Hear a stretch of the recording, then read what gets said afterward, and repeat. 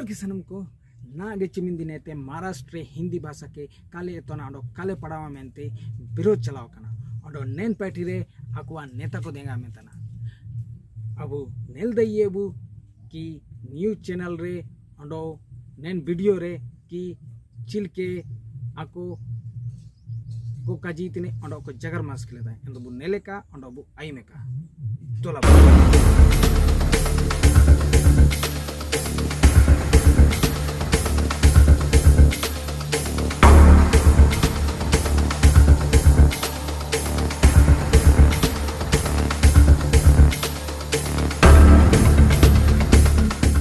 नई शिक्षा नीति के तहत हिंदी को स्कूलों में पढ़ाने के सरकार के फैसले के खिलाफ जारी विवाद थम नहीं रहा है।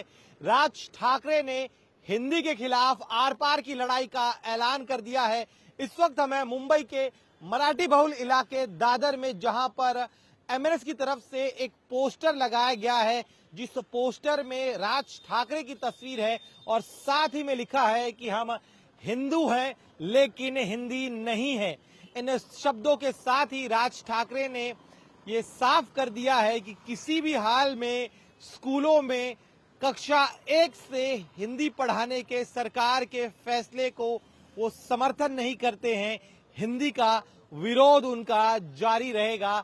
इन तस्वीर के ठीक बगल में एक और बैनर लगाया गया है, जिस बैनर में एक पत्र मुख्यमंत्री को लिखा गया है और इस पत्र में लिखा गया है कि अगर सरकार हिंदी को इम्पोज करने का प्रयास करेगी और हम पर हिंदी जबरन लादने का प्रयास करेगी तो संघर्ष अटल है और इसके लिए सिर्फ और सिर्फ सरकार ही जिम्मेदार है।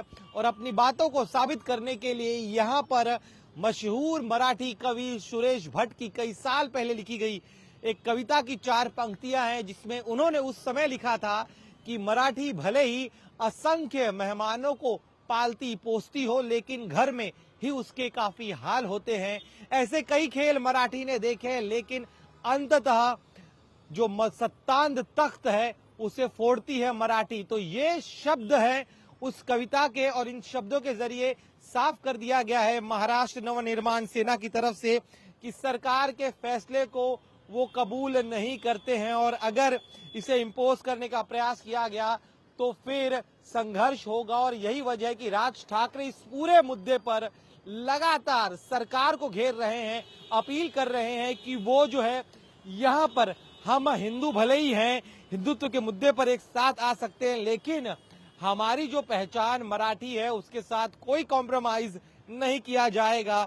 हिंदी भाषा की जबरदस्ती को सहन नहीं किया जाएगा। और इसके साथ ही अब राज ठाकरे नए सिरे से मुंबई में मराठी के मुद्दे पर सियासी दांव चल रहे हैं। दरअसल पिछले 10 साल से लगातार राज ठाकरे चुनाव दर चुनाव हारते आ रहे हैं महाराष्ट्र में, और खासतौर पे मुंबई में उनकी पार्टी हाशिए पर चली गई है। तो ऐसे में फिर एक बार मराठी के जरिए राज ठाकरे अपनी सियासी जमीन तलाशने का प्रयास कर रहे हैं और अब सरकार द्वारा जारी किया गया यह फैसला लग रहा है राज ठाकरे को कि उनकी पार्टी के लिए एक संजीवनी हो सकता है। कैमरामैन देवेंद्र दयालकर के साथ Dinesh Maurya, India TV, Mumbai. CM के बयान ने राज ठाकरे के अंदर एक खलबली पैदा कर दी है। राज ठाकरे ने सीएम के इस फैसले को सिरे से नकार दिया है।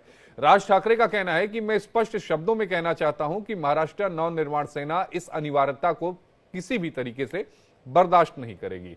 हिंदी राष्ट्रीय भाषा नहीं बल्कि एक राज्य की भाषा है जैसे अन्य भाषाएं हैं। इसे शुरू से ही महाराष्ट्र में क्यों पढ़ाया जाना चाहिए? उन्होंने कहा कि हम हिंदू हैं लेकिन हिंदी नहीं। राज ठाकरे ने आंदोलन की चेतावनी भी दी। अब सवाल यह उठता है कि आखिरकार राज ठाकरे को हिंदी से इतनी परेशानी क्यों है? ठाकरे साहब को हिंदी से इतनी नफरत क्यों है? चाहता हूँ माननीय राज साहब को हिंदी से परहेज नहीं है, बिल्कुल परहेज नहीं है। हिंदी का जो हिंदी भाषा का जो अनिवार्य किया जा रहा है उससे हमें परहेज है। हम हिंदी, जिसको हिंदी सीखना है वो जरूर सीखे, हम उसके बीच आने वाले नहीं है, लेकिन स्कूल में हिंदी अनिवार्य करना इसके हम खिलाफ है। लेकिन सड़कों पर लोगों को क्यों मारा जा रहा है योगेश जी? और ये क्यों कहा जा रहा है कि आप मराठी में ही बात करिए? बैंकों में क्यों कहा जा रहा है कि आप मराठी में ही काम करिए अगर हिंदी से तकलीफ नहीं है तो? चलिए एक बात को ये आपकी बात में मान लूं कि अनिवार्य वाली बात को मान लूं तो यहां पर क्यों हो रहा है? बैंकों में जो मराठी की अनिवार्यता हम बता रहे हैं, ये हमारा नियम नहीं है, ये आरबीआई का नियम है। अभी जिस आरबीआई ने ये नियम बनाया है, पहले तो आप उसको कहिए ये नियम बदल दे, हम मान जाएंगे। आरबीआई का नियम है, बैंकों में पहले सबसे प्राथमिकता जो है वो मराठी को देने हैं। आपका संवाद मराठी में होना चाहिए ग्राहकों के साथ, वही हमने सबको बताया। तो उसमें परहेज क्या है? कंप्यूटर दूसरी को बात, धक्का देकर, जब- कंप्यूटर जब- को जब- पीछे जब की तरफ कोई- घिसकाकर, जब नहीं, किसे अगर कोई सिक्योरिटी गार्ड कहेगा मराठी गई तेल लेने, तो क्या हम ऐसे ही खड़े रहेंगे? उसके कान के नीचे ही खींचेंगे। महाराष्ट्र में अगर आप रहते हैं तो आप मराठी का अपमान नहीं कर सकते, हम सहेंगे नहीं बिल्कुल। हम नहीं, कभी किसी आके भी हिंदी भाषा का अपमान देश में कहीं भी नहीं होना चाहिए। मेरा मानना है कि हम किसी भी उत्तर भाषा प्रदेश का, में भाषा आके- कोई भी हो, हम उत्तर प्रदेश में आके हम अगर कहेंगे हिंदी गई तेल लेने, तो वो क्या हमारी पूजा करेंगे? मैं आपसे बार बार वो भी तो योगेश यही जी, कह रहे हैं ना कि आप महाराष्ट्र में रहते हैं, यहाँ पे कमाते हैं, तो आप यहाँ की भाषा का सम्मान रखो। अगर आप सम्मान नहीं रखेंगे तो हमको मालूम है आपके साथ कैसे बर्ताव करना अच्छा है। योगेश जी, अब जल्दी से आप बता दीजिए कि हिंदी की अनिवार्यता से क्या दिक्कत हो रही है, फिर मैं आगे चलूं संजय द्विवेदी जी के पास। पहली बात तो यह है कि हिंदी राष्ट्रभाषा नहीं है। जो 22 भाषाएं संविधान में दिए हैं उसमें से एक हिंदी है, तो हिंदी की अनिवार्यता क्यों? आप पूरे देश में मराठी की अनिवार्यता कीजिए, बंगाली की कीजिए, तमिल की कीजिए, हिंदी की क्यों करनी है आपको? क्या हिंदी देश की राष्ट्रभाषा है? हम हिंदुत्व से राजी है, हिंदुत्व से हम बिल्कुल राजी नहीं है। अगर अनिवार्य है तो यहाँ पे जो लोग आते हैं कमाने के लिए, 10-10 साल रहते हैं, वो क्यों मराठी सीखते नहीं?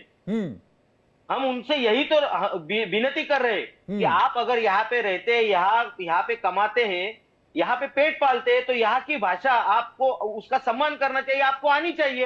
आप तमिलनाडु में जाते हैं तो आपको 5 या 6 महीने में तमिल सीखनी पड़ती है। वो यहाँ पे मराठी का सम्मान नहीं रखना है तो आप जाओ अपने राज्य में, कोई दिक्कत नहीं है। अमिताभ बच्चन, जिनको हम सदी के नायक कहते हैं, वो खुद अपने मुंह से कहते हैं कि मैं जब कलकत्ता नौकरी के लिए गया था तो मुझको 6 महीने में बंगाली सीखनी पड़ी।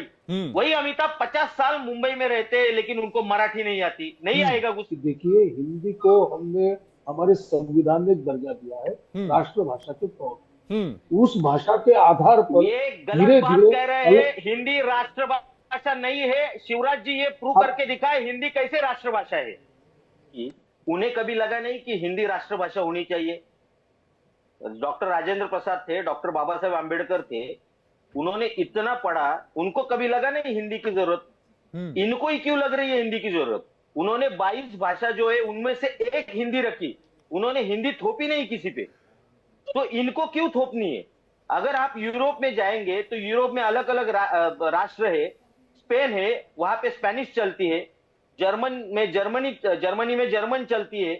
हर राष्ट्र की अपनी अलग भाषा है। वहां पे इंग्लिश कंपलसरी नहीं है, तो यहाँ पे क्यों हिंदी कंपलसरी करनी?